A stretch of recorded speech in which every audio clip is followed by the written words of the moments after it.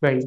Kemudian, dok, setelah sekian puluh tahun dunia kedokteran ada di Indonesia, perjalanan karir profesi dokter selama ini di negeri kita seperti apa, dokter Daeng? Ya, memang tantangannya berbeda ya. Kalau dulu lah dokter Indonesia itu lahir dari rahim perjuangan kebangsaan ya, perjuangan kebangsaan, perjuangan kemanusiaan. Sekarang memang tantangannya adalah bagaimana perjuangan dokter-dokter Indonesia dari awal kemerdekaan ini mengisi kemerdekaan dengan apa? Dengan memberikan pelayanan yang terbaik kepada masyarakat.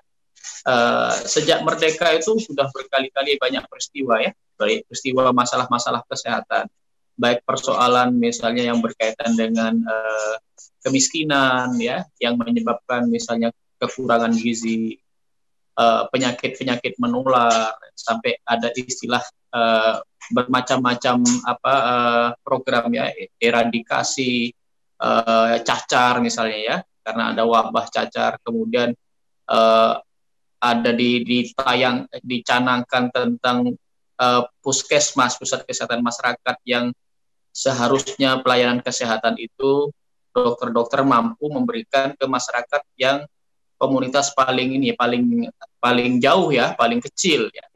Itu semuanya sebenarnya rentetan dari perjuangan dokter khususnya dan seluruh sivitas pelayanan kesehatan untuk pada saat setelah merdeka itu tetap jiwa jati diri kemanusiaannya, pejuang kemanusiaan dan jati diri pejuang kebangsaan itu tetap terbawa gitu. Dari rahim pertamanya memang dokter itu dilahirkan dari histori, dari suasana perjuangan kebangsaan. Dokter Tan mungkin ingin menambahkan, dok, perihal perjalanan karir profesi dokter Indonesia selama ini seperti apa? Ya, saya ingin menambahkan beberapa hal. Yang penting adalah kalau dulu kita ikut berjuang bersama dengan para pahlawan yang lain untuk kemerdekaan, nah sekarang kita berjuang dengan apa? Kita berjuang terhadap kebodohan. Itu penting ya. Banyak yang lupa bahwa layanan kesehatan itu bukan cuma kuratif. Ya, sampai hari ini dokter cuma dianggap sebagai pemberi layanan kuratif. Kalau udah sakit baru pergi ke dokter. Dokter pada masa ini berhadapan dengan layanan-layanan yang justru mempromosikan kesehatan masyarakatnya.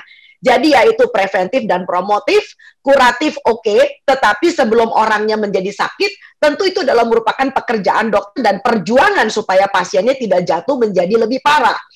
Nah, promotif dan preventif tentu mencegah orang supaya yang masih sehat tetap sehat, nah yang sakit tidak menjadi lebih parah. Ya, nah banyak orang tidak paham mengenai hal itu. Nah, tantangan kita sekarang, kalau dulu kita barangkali berhadapan dengan dokter-dokter yang kolonial gitu ya. Sekarang kita berhadapan justru bukan dengan dokter kolonial, tapi kita berhadapan, mudah-mudahan enggak ya dok ya, dokter impor. Waduh, gawat ini urusannya. Oke, nanti kita jadi warga kelas 2 lagi nih dokter Indonesia. Oke, lupakan tentang itu.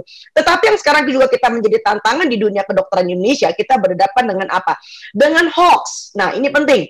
Dengan pseudoscience ya. Kalau Anda buka laman-laman ya di Google, YouTube, yang paling banyak dicari orang, karena nggak ada orang mau mati ya. Orang paling senang kalau hidupnya sehat, bugar, insya Allah bisa punya cucu, sehat, dan sebagainya. Jadi, yang dicari pertama kali sebelum bicara politik, seringkali yang dicari adalah apa? Laman tentang kesehatan.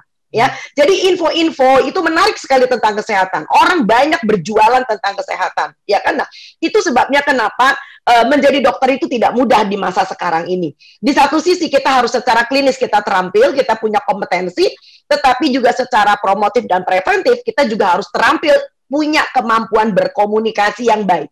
Banyak dokter itu tidak mampu mempunyai komunikasi yang baik, bukan menjadi seorang komunikator. Itu sebabnya kenapa rakyat kita belakangan ini sering mengatakan, dokter itu matre. Jujur ngomong, dokter itu matre. Dokter itu kelihatannya kalau praktek cari uang buat ngembaliin modal. Nah, balik modal nih. Dokter-dokter kita nih pasti banyak yang muda-muda nih, dokter Daeng ya, yang nonton ya. Jadi kalau menjadi sekolah dokter itu mahal, betul banget.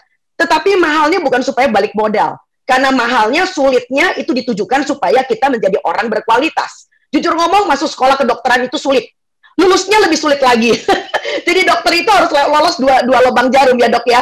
Pertama kali lolos ketika saringan masuk, kedua kalau bisa lolos keluar sebagai dokter, alhamdulillah itu namanya. Barangkali itu tambahan saya dulu Mas Alvin. Silakan. Jangan lupa subscribe ya.